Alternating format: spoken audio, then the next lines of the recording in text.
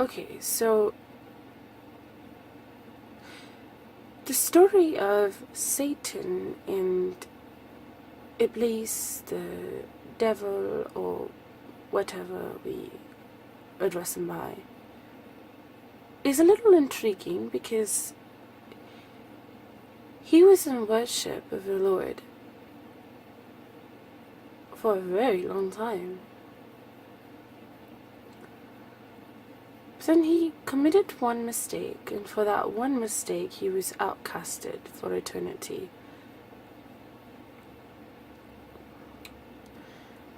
So, of course, if we think about it, we think, okay, well, the reason so being is because he knew about the Lord's power. Not everything, but he knew about things that a mere human like I wouldn't know. And neither have I been in worship for as long as he was, or can I ever be, or you, or any one of us. So what is it that really makes one deed absolutely so critical? One, it was because he knew better than that. But here's the second thing. Once you do a bad deed, you can, at that very moment, do it again. So if you refrain yourself from doing a bad deed now, then the next deed that comes should technically really be a good deed. But if you open yourself up and are susceptible to doing a bad deed, that bad deed will come back and haunt you again.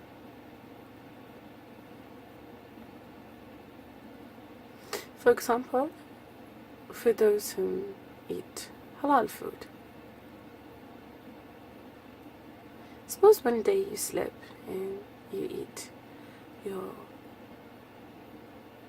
this desirable, delicious dish that you want to eat, and you kind of went off to slip a little and you tried it. Now that you just opened yourself up to that, somewhere down the line that thought of that food's taste will provoke you, and you might do it again. Because you already did it once. You understand? Same thing with fahisha and zina. Suppose you were to do zina once. You've now opened yourself up to perhaps somewhere down the line that no becomes a slip and you do it again.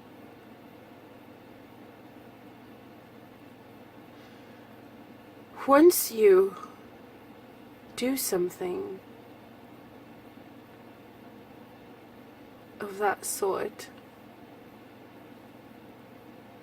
that you shouldn't be doing, that God had recommended you not to do, you are susceptible to do it again. You've opened yourself up to do it again. Once you don't have the knowledge of the bad, it's not as tricky as it is once it's already in your thoughts.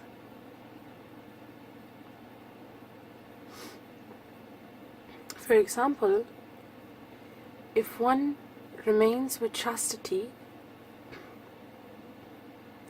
there is not greater of a temptation as it is for one whom does not have their chastity remaining. So one whom has a chastity is not exposed, that's the word, is not exposed to, the private things, parts of whatever gender you are.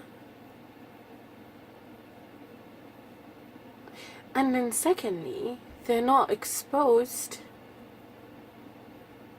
to the feeling of not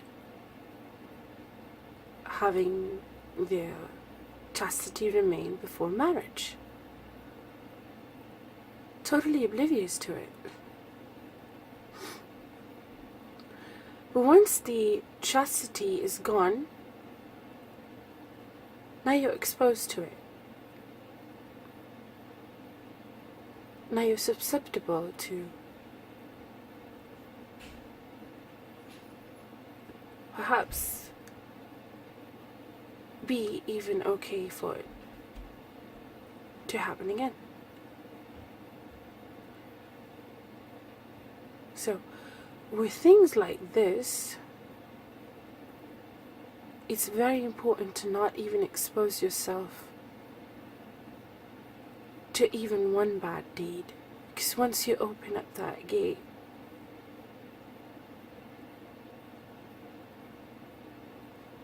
it can be opened again.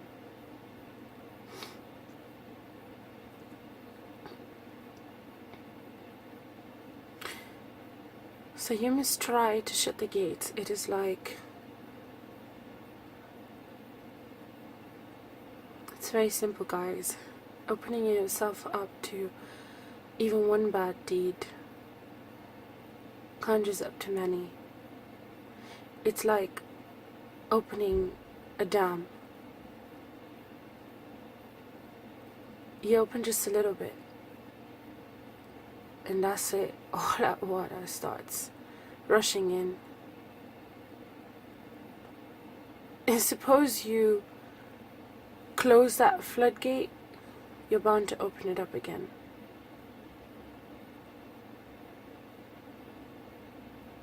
So please, guys, you know that no man is without sin.